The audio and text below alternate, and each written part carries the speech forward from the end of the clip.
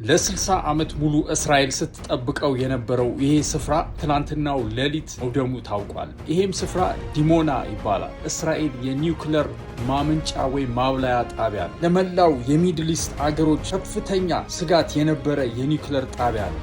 ይህም ጣቢያ በትናንትናው ሌሊት በኢራኒያን ሚሳይል ባላስቲክ ሚሳይል ጠፍቷል። የእስራኤል ንብረት የሆነው እስራኤልም ይህን ስፍራ ኦፊሻሊ ለዓለም ያልተናገረች ሲሆን ከቴል አቪቭ 220 ኪሎ ሜትር ርቀት ላይ የሚገኝ የኔጌቭ በረሃ በሚባለው በእስራኤል ክልል ውስጥ የሚገኝ ስፍራ ላይ ነው ዲሞና የተባለው የኒውክለር ማብላያ የሚገኘው። ይህም ሙሉ በሙሉ ከጥቅም ውጭ ሆኗል። በሚስጥር የኒውክለርን ማብላያ እያደረገችበት የነበረ ስፍራ እንደሆነ ኢራንም ይህን ስፍራ እንዳጠፋችው የኢንቴሊጀንስ ሶርሶች ተናግረዋል። በሚድል ኢስት፣ በኤዥያ እንዲሁም በአውሮፓ የሚገኙ ኢንቴሊጀንስ ሶርሶች የኢራን ባላስቲክ ሚሳይል እንዳጠፋው ተናግረዋል። ሚሊተሪ ፐርሰናልስ እንደሞቱ ተነግረዋል። እስራኤልም በዚህ ጉዳይ ጸጥታን መርጣለች። እንግዲህ የእስራኤል ጸጥታ ለዓለም ምን አይነት አንደምታ ይኖረዋል? ቀጣይ ቀናቶች የምናየው ይሆናል። ኢስላሚክ ሪቮሉሽናሪ ጋርድ የተባለው የኢራን ጦር የአሜሪካ ባንኮች እንዲሁም የእስራኤል ባንኮችን ጨምሮ የቴክኖሎጂ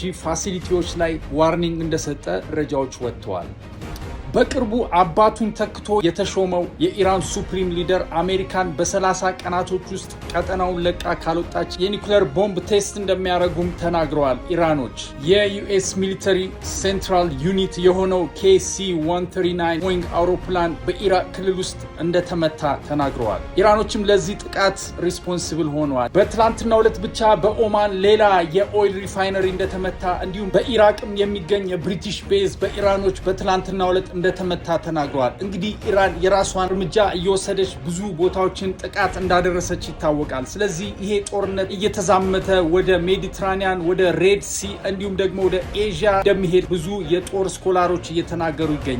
ስለዚህ ወገን ይሄን እየሰማን እንግዲህ መጨረሻው ዘመን ላይ ለመሆናችን እርግጠኛ መሆን አለብን። ንስሐ እንድንገባ ወደ አምላካችን እንድንጠጋ እንደ አንድ ግለሰብ ዛሬ ምክርን ወደ እናንተ አመጣለሁ።